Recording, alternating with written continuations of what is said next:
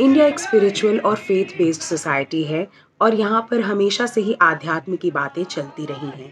यही कारण है कि ये धरती 4 मेजर वर्ल्ड रिलीजन्स की जन्मभूमि है और यहाँ बाकी के भी सारे वर्ल्ड रिलीजन्स किसी न किसी तरह पहुँचे और यहाँ उनका भरपूर प्रोलिफरेशन हुआ।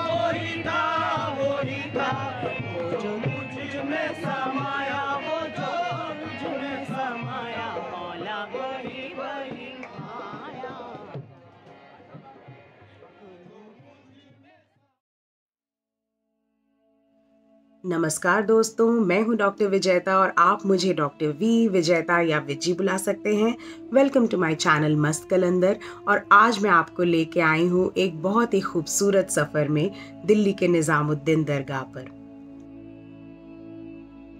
मैं यहाँ बहुत दिनों से आना चाह रही थी पर किसी न किसी वजह से हो नहीं पा रहा था।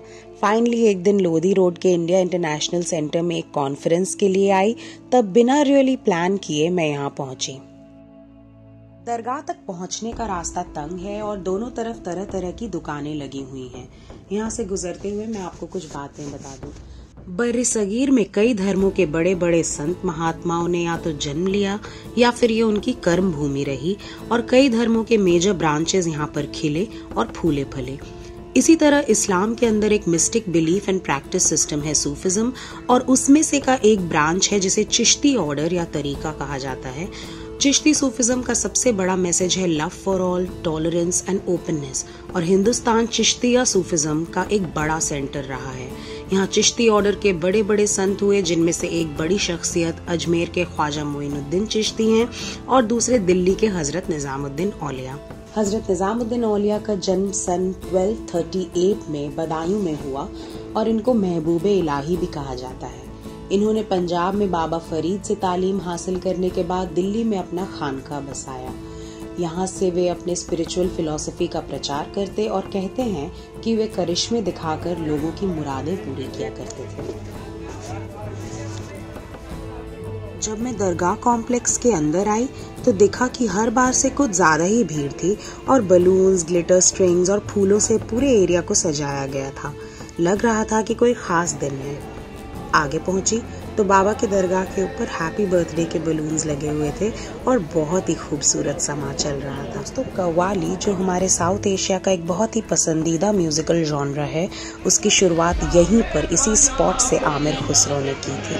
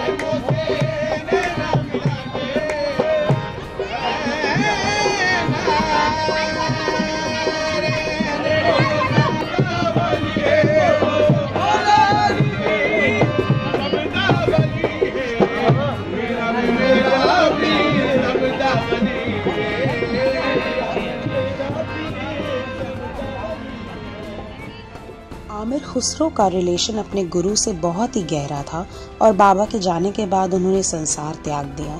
6 महीने बाद वे भी फौत हो गए और उन्हें यहीं उनके गुरु के चरणों में दफनाया गया।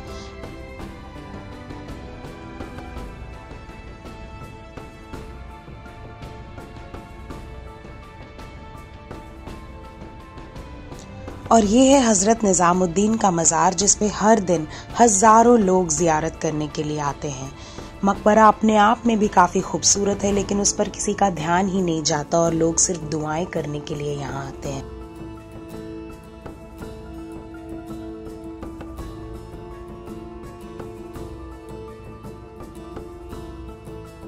अनफॉर्चुनेटली औरतों का अंदर जाना मना है और वे बाहर बैठकर ही अपनी प्रेयर्स करती हैं। ये दरगाह तकरीबन 700 सालों से हर धर्म के लोगों को अपनी ओर खींचता आया है और दिल्ली के one of the most visited places में से एक है। हजरत निजामुद्दीन के नाम पे दिल्ली में रेसिडेंशियल एरियाज और रेलवे स्टेशन भी हैं। कई इस्लामिक देशों में सूफिज्म पे सख्ती रखी गई है और सूफियों को मारा भी गया है, लेकिन हिंदुस्तान में सूफी सेंट्स को बहुत महत्वपूर्ण धरोहर माना जाता है और उन्हें सब बहुत चेरिश और वैल्यू करते हैं। मेरे साथ हजरत निजामुद्दीन के बर्थडे के सेलिब्रेशंस में शामिल होने के लिए थैंक यू। अगर आपको ये वीडियो पसंद आया तो प्लीज लाइक, कमेंट, सब्सक्राइब और शेयर करते हुए जरूर जाइएगा। मिलते हैं अगले सफर पे। खुदा हाफिज।